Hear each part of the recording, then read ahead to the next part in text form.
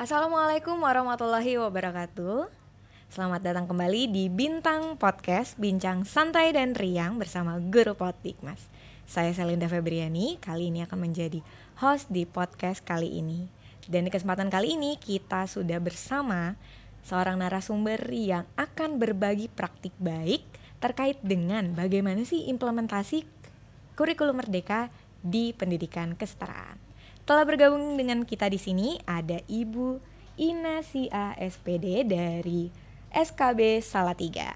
Assalamualaikum Ibu. Waalaikumsalam Bu Selinda. Gimana kabarnya Ibu hari ini? Alhamdulillah baik. Bagaimana dengan Bu Selinda? Alhamdulillah baik juga Ibu. Ibu di SKB Salatiga. Betul. Sebagai pamong belajar. Iya. Berarti kalau pamong belajar itu seperti guru. Iya. Di pendidikan seperti formal. Guru di pendidikan formal. Cuman istilahnya kalau di pendidikan non formal itu adalah pamong belajar. Oke. Gitu. Berarti sama-sama memfasilitasi anak-anak didiknya ya. Betul sekali Bu Selinda. Oke. Bu Ina. Bu Ina ya. Saya panggilnya Bu Ina ya. Oke, Bu Ina. Sebelum kita ngobrol-ngobrol lagi terkait dengan bagaimana ya implementasi kurikulum merdeka di pendidikan kesetaraan, mungkin Ibu bisa sampaikan ke sahabat Guru Potikmas, keseharian Ibu ngapain aja Bu? Silakan Ibu. Perkenalan dulu ya. Boleh. Oke, sahabat PAUD dan Dikmas, perkenalkan saya Ina Sia, pamong belajar dari SKB Kota Salatiga. Keseharian saya karena pamong belajar ya Mbak Selinda, Bu Selinda nih. Bu Selinda, jadi saya setiap hari juga berkecimpung mengajar di pendidikan kesetaraan. Tapi selain itu, pamong belajar ini tidak hanya mendidik anak-anak saja, tetapi juga menyelenggarakan berbagai kegiatan. Salah satunya nih yang saya selenggarakan ini adalah pendidikan dan pelatihan untuk masyarakat, begitu. Oke. Wah, seru ya. Berarti ini SKB Salatiga. Posisinya ini ada di mana Bu? Bagian mana? Ada di Jawa Tengah. Di Jawa Tengah ya? Iya. Oke, nah kita akan bergeser sedikit nih Bu. Kita akan ngobrol-ngobrol kupas tuntas bagaimana sih kurikulum merdeka di pendidikan kesetaraan, khususnya di SKB Salatiga. Ya Ibu, kalau di pendidikan formal itu yang saya tahu memang kan ada kurikulum merdeka. Nah kalau untuk di pendidikan kesetaraan itu sendiri, apakah sama implementasi kurikulum merdeka atau seperti apa? Monggo Ibu bisa jelaskan ke sahabat Guru Potikmas. Iya, baik. Kalau di pendidikan kesetaraan ini juga sudah menerapkan kurikulum merdeka, apalagi di SKB Kota Salatiga ya saat ini juga sudah menerapkan kurikulum merdeka pada pilihan kedua yaitu mandiri berubah seperti itu. Seperti yang sudah berada di surat edaran juga ya BSKAP dan juga laman kurikulum Kemdikbud bahwasanya di satuan pendidikan itu kan di dalam implementasi kurikulum merdeka bisa memilih salah satu pilihan dari 3 pilihan. Ada 3 ya Bu Selinda ya. Yang pertama ada mandiri belajar, kemudian mandiri berubah, dan mandiri berbagi. Dan tahun ini nih SKB Kota Salatiga itu tahun kedua menerapkan kurikulum merdeka. Wah luar biasa, sudah tahun kedua. Iya, tahun ajaran kedua ini. Oke. Nah sebelum Ibu menerapkan kurikulum merdeka pastinya kan ada persiapan-persiapannya. Nah persiapannya itu khususnya di SKB Salatiga ini seperti apa Bu? Iya, tentunya sebelum kami melakukan implementasi kurikulum merdeka ya, kami tentunya melakukan beberapa tahapan gitu agar nantinya tujuannya ketika kita melaksanakan kurikulum merdeka ini siap seperti itu. Pendidiknya juga nanti siap melakukan pembelajaran dengan kemasan kurikulum merdeka seperti itu Bu Selinda. Nah sejauh ini Bu, kalau di teman-teman di pendidikan kesetaraan mungkin bisa dari pamong belajarnya untuk memahami kurikulum merdeka itu sendiri seperti apa? Yang kami lakukan saat itu ya, karena waktu itu masih baru gitu ya, kami mencoba memahami dan mempelajari melalui regulasi-regulasi yang telah dikeluarkan oleh Kemdikbud gitu ya. Salah satunya saya masih ingat sekali, saya yang pertama kali penasaran itu mempelajari terkait dengan Permendikbudristek nomor 56 yang saat ini sudah direvisi ya menjadi 262 gitu. Kami penasaran sekali terkait dengan sebenarnya struktur kurikulumnya yang ada di kurikulum merdeka ini apakah masih sama dengan kurikulum yang sebelumnya seperti itu. Karena kan kalau di pendidikan kesetaraan itu struktur kurikulumnya itu berupa SKK. Jadi ini menjadi PR bagi satuan pendidikan, bagaimana nanti pengorganisasian pembelajarannya. Apakah nanti pendekatan pembelajarannya menggunakan seperti apa sih? Apakah tatap muka, apakah tutorial, apakah mandiri, seperti itu Bu Sally. Oke, nah tadi SKK, disinggung SKK. Kalau SKK itu apa? Mungkin ada sahabat guru Potikmas belum mengetahui nih singkatan SKK itu sendiri. Itu apa, Bu? SKK itu kepanjangannya Satuan Kredit Kompetensi. Ini adalah beban belajar yang nantinya harus ditempuh oleh peserta didik selama mengikuti pembelajaran itu. Berbeda dengan formal nih. Kalau formal kan bentuknya sudah JPL ya, tetapi kalau pendidikan kesetaraan itu adalah SKK, dan masing-masing satuan pendidikan nih ketika akan menyusun jadwal itu ada rumusnya sendiri Bu Selinda. Ini kayak rumus matematika berarti harus ada rumusnya ya. Ya, kalau kita dulu kan sekolah ya, kita tahu nih hari Senin jadwalnya apa, hari Selasa apa gitu. Ternyata kalau di pendidikan kesetaraan itu ketika menyusun jadwal gitu tidak langsung nih Senin muncul apa, Selasa muncul misalnya bahasa Indonesia, tidak seperti itu, tapi ada rumusnya tersendiri, yaitu dari pemetaan SKK itu terlebih dahulu, baru nanti akan muncul jadwal pembelajaran seperti itu. Jadi mungkin kalau SKK itu seperti capaian pembelajaran seperti itu atau beda? Beda. Ini beban belajar gitu ya. Kalau misalnya nih di fase D itu untuk SMP itu ada 88 SKK yang harus ditempuh untuk muatan umumnya seperti itu. Berarti seperti kalau perkuliahan tuh SKS ya gitu ya. Iya, betul seperti itu. Nah, berarti setiap peserta didik itu punya SKK yang berbeda-beda? Sama, jadi setiap fase itu sudah ditentukan di 262 itu ada berapa SKK seperti itu. Kalau misalnya nih di kesetaraan paket B itu kan fase D ya, fase D itu terdiri dari kelas 7, 8, dan 9. Kalau berbicara tentang struktur kurikulumnya itu kan terdiri dari muatan umum dan juga program pemberdayaan dan keterampilan. Untuk muatan umum sendiri itu ada 88 SKK. Kemudian untuk program pemberdayaan dan keterampilan itu ada 30 SKK gitu. Jadi nanti di 88 SKK ini harus di breakdown ke 3 kelas. Seperti itu. Begitu juga dengan yang pemberdayaan dan keterampilan itu ada 30 SKK. 30 SKK ini milik kelas 7, 8, dan juga 9 seperti itu. Sedikit agak rumit ya Bu ya. Apalagi saya yang baru mau tahu banyak nih ya. Wah, jadi makin penasaran sih ya. Nah Bu, kita kembali lagi tadi. Saya pengen tahu responnya dari teman-teman ya, dari Pamong Belajar di sana terkait dengan tadi belajar melalui regulasi-regulasi itu. Nah, respon dari teman-teman itu sendiri bagaimana ketika melihat ada kurikulum merdeka itu? Bagaimana?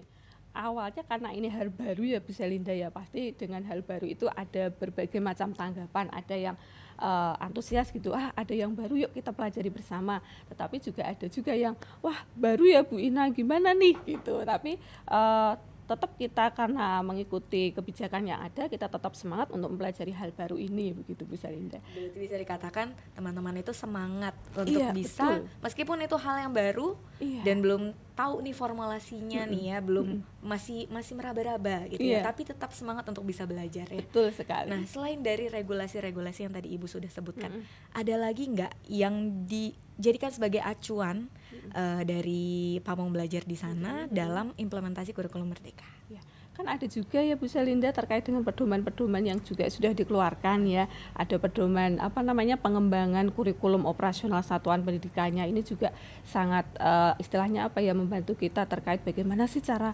melakukan atau menyusun KOSP di satuan pendidikan itu. Kemudian ada yang namanya pedoman pengorganisasian pembelajaran.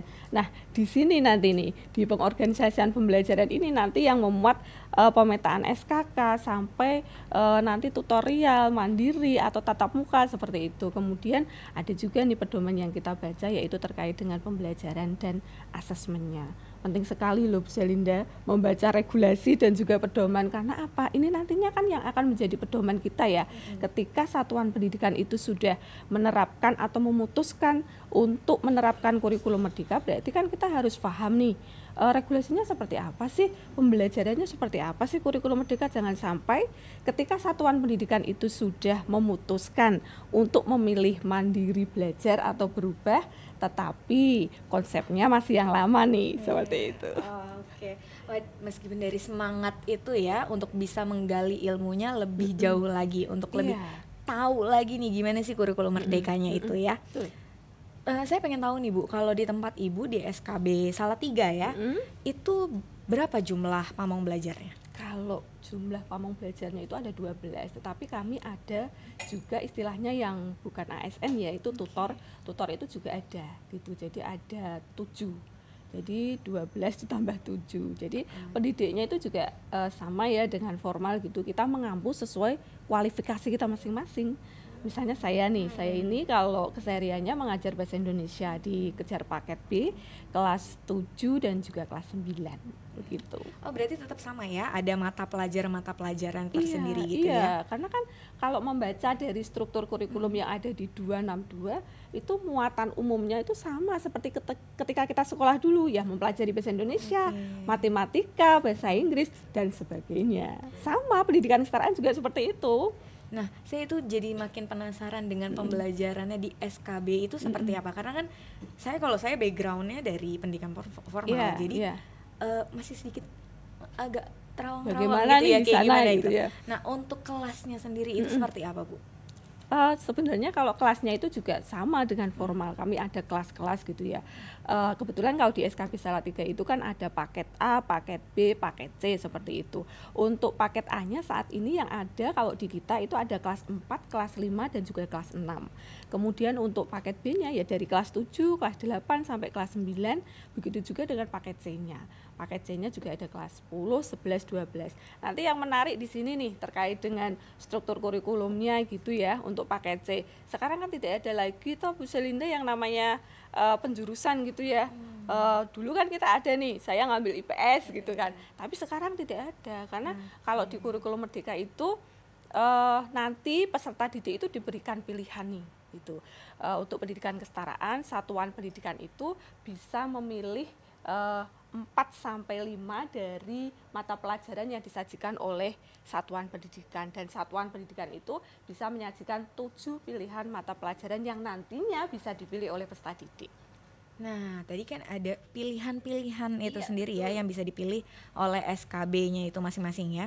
Nah, saya penasaran Bu, untuk bagaimana sih caranya mengkonstruk atau menyusun KOSP-nya itu sendiri? Oke, kalau penyusunan KOSP ya, pertama pasti dibentuk dulu nih tim pengembang kurikulum gitu, dan ini diberikan SK oleh Kepala Satuan Pendidikan, terus diberikan penjelasan nih terkait tusinya dari tim pengembang kurikulum ini apa, dan ini setelah diberikan SK dan juga diberikan penjelasan terkait tusinya, maka tim pengembang kurikulum ini nanti akan melakukan yang pertama kali itu adalah analisis karakteristik satuan pendidikan. Gitu. Oke, nah mungkin boleh dijelaskan lebih detail lagi Bu terkait dengan analisis tadi. Nah, baik. Kebutuhannya itu tuh seperti apa? Khususnya di SKB Salatiga ya, mungkin Ibu bisa jelaskan ke sahabat guru Potik Mas. Baik, ketika tim pengembang ini melakukan analisis karakteristik satuan pendidikan, tim ini melakukan analisis dengan menggunakan analisis SWOT. Jadi ini untuk mengetahui atau memotret kondisi satuan pendidikan itu seperti apa, baik dari segi internal ataupun dari segi eksternal.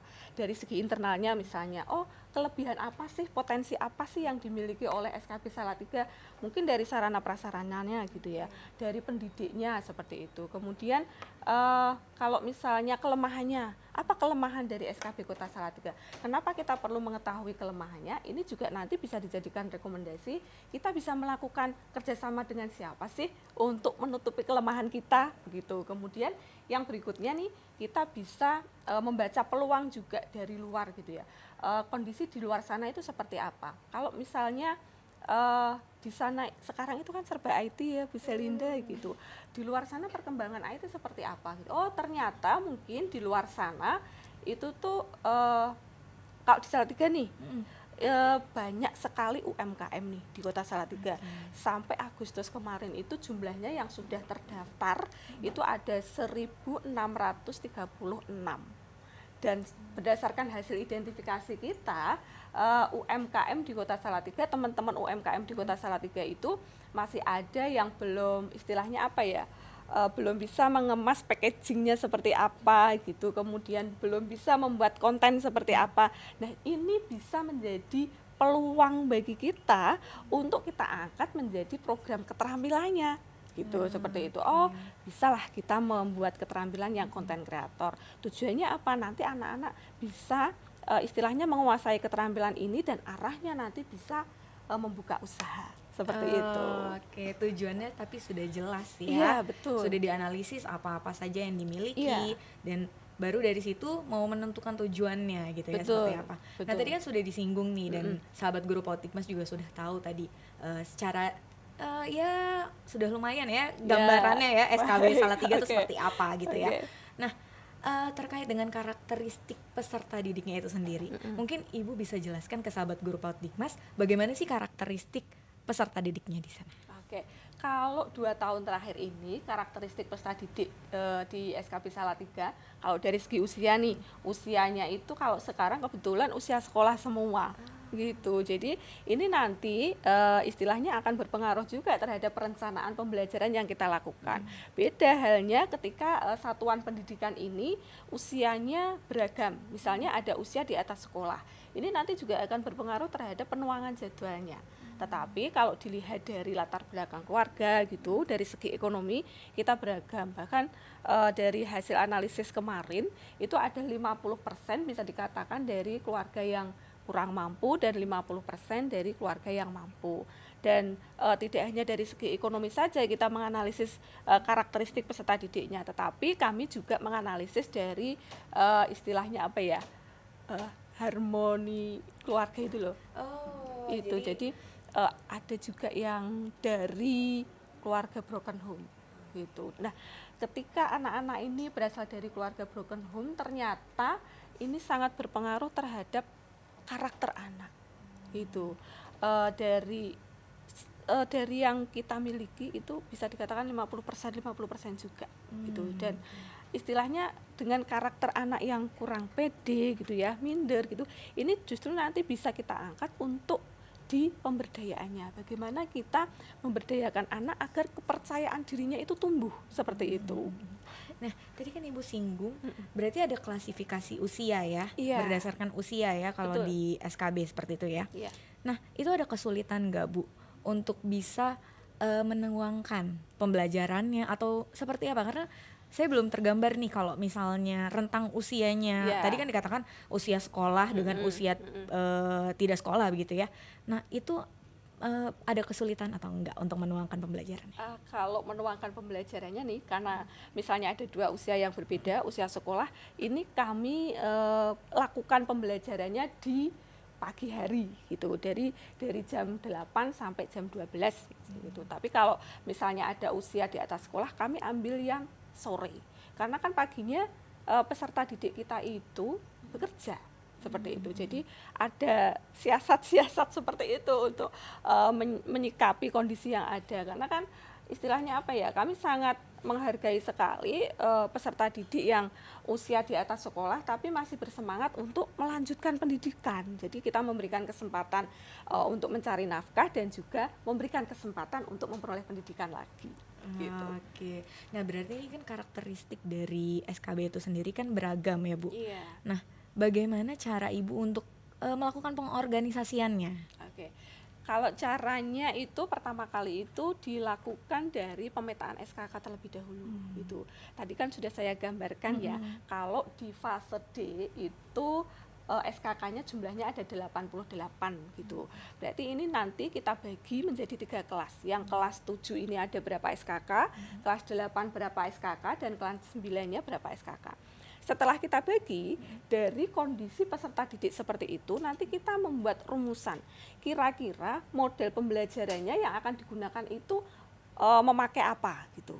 Apakah tatap muka, apakah tutorial atau mandiri seperti itu. Jadi kalau misalnya ini banyak yang usia di atas sekolah, boleh loh mengemas misalnya tutorial dengan mandiri itu boleh. Oh, berarti boleh di Boleh. mix seperti itu bisa. Kalau kita sekolah dulu, kita kan selalu tatap muka ya Bu ya gitu. Karena formal gitu tatap muka. Tapi kalau di pendidikan kesetaraan itu tidak, bisa melalui 3 gitu. Nah, nanti yang menentukan mereka bisa memilih seperti itu di mix pembelajarannya itu dari siapa? Peserta didik kah atau memang dari SKB itu sendiri? Jadi peserta didik tidak memilih kalau terkait dengan pengorganisasian pembelajaran, tetapi kita menyusun pengorganisasian ini berdasarkan karakteristik peserta didik. Karena kan sudah diketahui nih karakteristik peserta didiknya, oh ternyata 2 tahun terakhir ini itu di SKB Kota Salatiga itu usia sekolah. Sehingga dalam merumuskan pembelajaran kami tempuh dengan tatap muka dan mandiri. Dan ini ketika kita sudah merumuskan tatap muka dan mandiri, ketika dituangkan di dalam jadwal, itu ternyata bisa kita tempuh hanya 4 hari. Jadi tidak 1 minggu full, jadi 4 hari gitu. Dari hari Senin sampai hari Kamis, dari jam setengah 8 sampai sekitar jam 11.30 begitu. Oke, nah kalau untuk pengorganisasiannya itu sendiri, itu dilakukannya kapan? Kalau misalnya di pendidikan formal kan berarti kan di awal ketika kita mau masuk di semester baru seperti itu ya. Nah, kalau untuk di pendidikan kesetaraan itu sendiri bagaimana, Bu? Sama juga, itu dilakukan di awal tahun ajaran baru. Karena kan di awal tahun ajaran baru nih, sebelum kita melakukan pembelajaran kurikulum merdeka gitu ya, kita kan tadi mengawali dengan menyusun dulu nih yang namanya KOSP. Pengorganisasian pembelajaran ini merupakan bagian dari KOSP, jadi kita atur semuanya itu di awal tahun ajaran baru gitu. Nah, yang bertanggung jawab untuk bisa melakukan pengorganisasian itu sendiri, itu siapa, Bu? Tim pengembang kurikulum tadi ya. Jadi di awal tadi kan sudah untuk menyusun KOSP ini, Kepala Satuan Pendidikan itu membentuk tim pengembang kurikulum, diberikan SK, diberikan tugas, selain menganalisis karakteristik itu nanti berlanjut Bu Selinda. Jadi tidak hanya menganalisis karakteristik satuan pendidikan ya, tetapi nanti sampai ke perumusan visi misi, pengorganisasian pembelajaran, perencanaan pembelajaran, dan yang terakhir sampai ke evaluasi dan pengembangan seperti itu.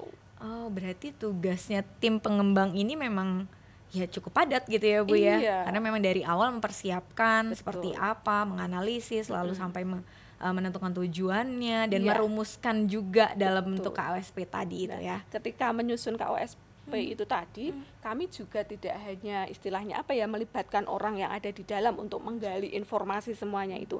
Karena kita kan butuh potret nih, potret kondisi satuan pendidikan itu seperti apa, sehingga ini nanti bisa menjadi landasan untuk merumuskan pengembangan program-program yang ada di SKB. Jadi kami juga melakukan yang namanya FGD gitu. Di dalam FGD itu kami sengaja menghadirkan beberapa tokoh gitu ya, baik dari dinas terkait, kemudian tidak hanya teman-teman kami yang ada di dalam, tetapi kami juga melibatkan tokoh masyarakat, ada Pak Lurah, Pak Camat waktu itu kami undang, kemudian ada Dudi juga. Dudi ini kami waktu itu mengundang dari 3 bidang, ada tata boga, ada IT, dan juga ada tata busana. Tujuannya apa? Agar beliau-beliau ini nantinya memberikan potret informasi kondisi sebenarnya di Kota Salatiga itu seperti apa sih? Gitu. Jadi nggak cuma dari satu pintu ya untuk bisa mendapatkan analisis tadi. Betul. Itu ya. Karena kan untuk menganalisis itu tidak hanya melihat dari segi internal saja, bisa kita juga menganalisis dari segi eksternal. Peluangnya apa, ancamannya apa, seperti itu. Nah, sejauh ini responnya ketika melibatkan, itu kan berarti adanya pelibatan orang luar begitu ya. Bagaimana responnya? Ketika kami libatkan di dalam penyusunan kurikulum KOSP yang saat itu memang FGD-nya kami secara daring gitu ya. Alhamdulillah beliau-beliau ini juga hadir dan memberikan informasi. Bahkan waktu itu ada informasi yang sebenarnya kami juga telusuri melalui data sekunder ya. Kita istilahnya cari data-data seperti itu. Ternyata ada yang terlewat nih. Oh, ternyata di Kota Salatiga itu ada satu daerah di mana di sana menghasilkan susu sapi gitu. Jadi tidak hanya Boyolali ya yang menghasilkan susu sapi. Ternyata di Salatiga juga ada, dan di sana itu masyarakatnya belum bisa istilahnya mengolah susu ini menjadi berbagai varian gitu. Jadi hanya di-pool, di koperasi untuk dijual seperti itu. Nah, ini sebenarnya peluang juga. Nah, itu akhirnya diberikan informasi, oh iya, ternyata dari pihak Pak Lurah memberikan informasi seperti ini, dan kita terima kasih sekali, ternyata ada potret-potret, ada informasi-informasi lain di luar sana yang diberikan kepada kita seperti itu. Berarti kalau SP-nya ini dirangkum dari kebutuhan-kebutuhan ya, kebutuhan-kebutuhan yang ada di sekitar, lalu dirumuskan menjadi satu seperti itu ya. Betul. Nah, kita kembali lagi nih Bu.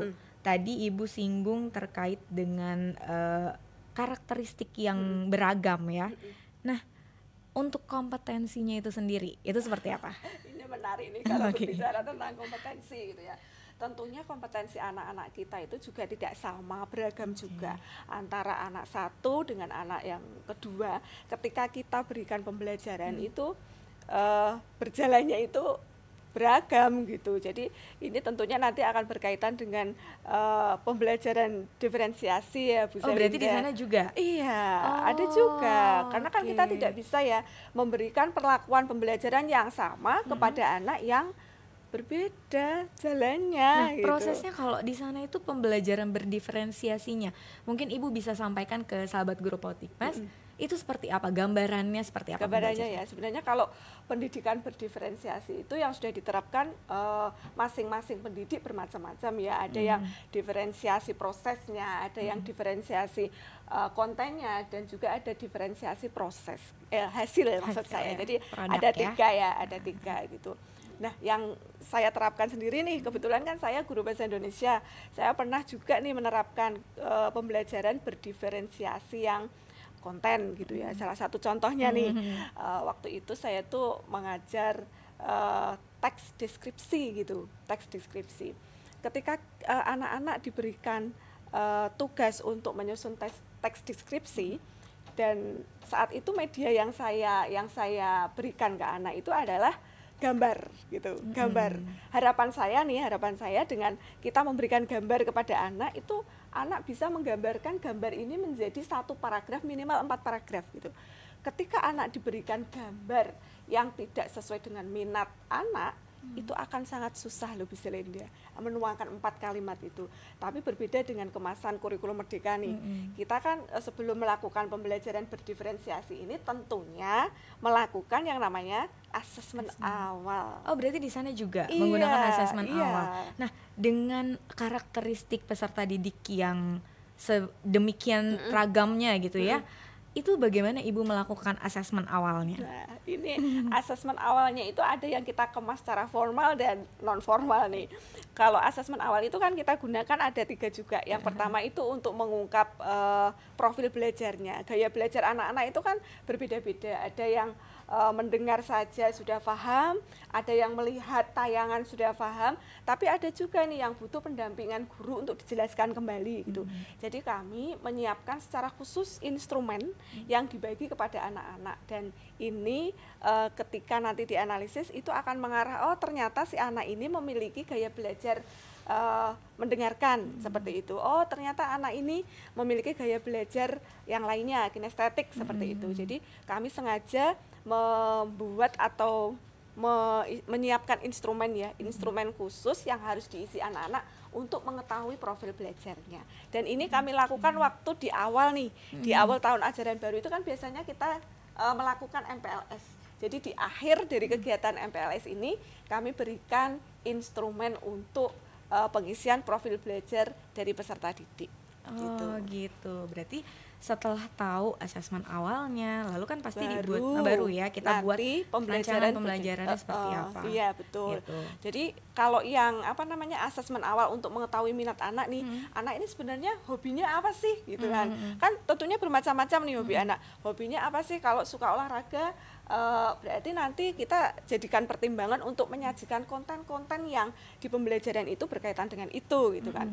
Tapi kalau untuk mengetahui minat peserta didik dan juga kesiapan peserta didik ini, kami tidak melakukan secara khusus, tapi kami melakukan atau mengemasnya dengan secara santai saja. Ketika pembelajaran dimulai gitu, itu santai, kemudian ngobrol aja, apa sih yang disukai apa sih? Nah, misalnya seperti itu. Hobinya apa sih? Nah, seperti itu. Jadi kita tahu, oh ternyata anak ini tuh hobinya terkait olahraga. Oh, anak ini hobinya nonton film Korea misalnya, seperti itu. Jadi ketika kembali lagi ketika tadi saya praktek nih, saya ketika mengajarkan anak untuk membuat teks deskripsi ini, satu gambar saya sediakan, tetapi ini saya beda-bedakan tiap anaknya. Gitu. Ada yang suka olahraga, berarti saya berikan gambar terkait dengan olahraga. Tapi ada anak nih yang suka dengan musik, saya berikan gambar terkait dengan kesukaan dia juga. Jadi istilahnya apa ya, biar mereka juga termotivasi, ini kan kesenanganku, saya akan menggambarkan nih dengan kalimat yang mudah, akhirnya bisa ngalir sendiri nih, 4 kalimat bisa keluar gitu dengan diberikan gambar gitu. Oke Bu Ina, kembali lagi tadi ke pembelajarannya. Tadi pembelajaran dikatakan itu bisa saja hanya 4 hari gitu. Nah, untuk durasinya itu seperti apa? Karena kan kalau misalnya kalau pendidikan formal 5 hari, nah itu jelas gitu ya ininya. Nah, itu seperti apa gitu kalau di sana? Apakah lebih banyak bebannya kah atau seperti apa? Itu tadi berarti kembali lagi ke pemetaan SKK. Tadi kan sudah dirumuskan, oh ternyata sekian SKK untuk kelas ini. Kita tempuh dengan tutorial dan mandiri gitu. Dari situ muncullah jadwal 4 hari. Dan yaitu setiap minggunya 4 hari itu berangkat. Gitu, 4 hari dari pagi 7:30 sampai jam 11.30 itu setiap hari berangkat. Bukan berarti bulan ini berangkat 4 hari saja, bukan. Tapi itu ya setiap hari Senin sampai Kamis itu berangkat terus seperti itu. Berarti kalau mix tatap muka dengan mandiri. Nah, ini prosesnya gini. Jadi kalau mandiri itu bukan berarti tidak ada pembelajaran ya. Ini pendidik yang bisa istilahnya memetakan materi mana yang bisa dimandirikan. Seperti itu. Jadi ada yang namanya kontrak belajar untuk kegiatan mandiri ini. Jadi kan materinya itu kan banyak ya. Kita lihat dari CP-nya gitu. Oh, ternyata ada materi A, ada materi B. Materi A yang ditempuh dengan tatap muka. Materi B misalnya, oh ini akan ditempuh dengan mandiri seperti itu. Atau bisa jadi materi A itu ditempuh dengan tatap muka, tetapi diberikan tugas dengan mandiri, seperti itu bisa. Berarti itu lebih fleksibel begitu ya? Iya, karena kan kurikulum Merdeka memberikan fleksibilitas kepada kita ya untuk mengatur sendiri kurikulum operasional satuan pendidikannya. Gitu. Nah, tadi kan sudah disinggung ya bagaimana respon dari teman-teman di SKB Salatiga ya, khususnya untuk Pamong Belajar. Nah, yang saya mau tahu nih, dengan adanya kurikulum Merdeka, respon dari peserta didiknya itu seperti apa? Kalau dari peserta didiknya saya lihat lebih antusias ya, karena kan sekarang pembelajarannya lebih berorientasi kepada peserta didik, berpusat pada peserta didik. Kita istilahnya mewadahi kebutuhan mereka gitu. Jadi ketika pembelajaran pun mereka happy, seperti itu, happy ketika pembelajaran kurikulum Merdeka ini mereka tidak harus terkungkung di dalam kelas gitu ya. Ketika anak ini memiliki gaya, Bu, saya boleh tidak misalnya membuat puisi saya keluar, boleh saja gitu. Jadi tidak melulu di dalam kelas gitu, karena dengan di luar kelas pun kalau untuk misalnya pembelajaran bahasa Indonesia menulis puisi itu ekspresinya ide-idenya dapat gitu ya. Kalau misalnya coba Bu Selinda, saya beri tugas nih membuat puisi, saya taruhlah Bu Selinda di dalam ruangan, kira-kira pikirannya mampat enggak itu? Kayaknya saya langsung tinggalin aja sih. Langsung tinggalin aja dari situ ya. Nah itu jadi ini memberikan fleksibilitas, memberikan kebebasan kepada anak juga ya. Itu jadi anak lebih lebih senang sepertinya gitu. Oke. Berarti ini sangat diuntungkan juga ya. Anak-anak bisa lebih fleksibel. Betul. Dan pastinya mereka jadi lebih bahagia untuk bisa belajar gitu lebih enjoy. Iya betul. Nah Bu, kalau di pendidikan formal itu kan ada namanya di kurikulum Merdeka itu proyek penguatan profil pelajar Pancasila. Nah, kalau di pendidikan kesetaraan itu sendiri, apakah ada juga seperti itu atau seperti apa? Mungkin Ibu bisa jelaskan ke sahabat Guru Potik, Mas. Kalau di formal kan ada P5, kalau di pendidikan non formal P3 gitu ya. Jadi ada yang namanya program pemberdayaan dan keterampilan, ini berbasis profil pelajar Pancasila. Jadi ketika kami melakukan pembelajaran keterampilan dan juga pemberdayaan, tetap kita memasukkan dimensi-dimensi profil pelajar Pancasila ke dalam pembelajaran kita gitu. Nah, kalau untuk di SKB Salatiga itu sendiri, pemberdayaan dan keterampilannya itu seperti apa? Oke, kalau keterampilannya yang saat ini kami lakukan itu kami membelajarkan anak terkait dengan konten kreator. Ini bukan tanpa dasar loh ya kami menentukan konten kreator. Tentunya ini berdasarkan analisis karakteristik satuan pendidikan tadi. Dari segi saprasnya kami memiliki nih satu lab gitu yang lengkap untuk pembelajaran konten kreator gitu, baik dari komputernya, kameranya dan sebagainya seperti itu. Kemudian dari segi pendidiknya kami juga memiliki tenaga pendidik 2 itu yang mengajari mereka terkait dengan konten kreator. Bahkan salah satu pendidik kami itu juga merupakan profesinya pengembang juga di luar mengajar di SKB gitu ya. Jadi sangat mumpuni untuk mengajari anak-anak terkait dengan konten kreator. Nah, selain mempertimbangkan yang internal tadi ya, tadi kan di luar sana ternyata itu bisa menjadi peluang. Karena di luar sana juga di 2 tahun terakhir ini itu banyak sekali misalnya ucapan-ucapan nih. Sekarang kan misalnya ucapan hari raya itu bentuknya kan animasi atau bisa Linda, apalagi undangan pernikahan kan. Ya, sekarang kan sudah musim seperti itu. Kenapa peluang ini tidak kita tangkap gitu? Ini peluang bagus untuk diterapkan di kita gitu, sehingga membekali anak-anak tadi ketika nanti lulus dari SKB memiliki bekal keterampilan yang dapat dijadikan wirausaha. Oke. Jadi berawal dari kebutuhan tadi itu, kembali lagi ke kebutuhannya, lalu ada tujuannya yang harus dicapai. Nah, kita tuangkan dalam bentuk keterampilannya. Nah, kalau untuk pemberdayaannya itu seperti apa? Kalau pemberdayaannya ini kami tidak melakukan pembelajaran setiap hari karena kami menggunakan pendekatan blok gitu ya. Jadi pendekatan pembelajaran itu kan tidak harus mata pelajaran. Kalau sesuai di pedoman itu kan bisa dengan tatap muka, bisa secara terintegrasi, ataupun bisa dengan menggunakan blok.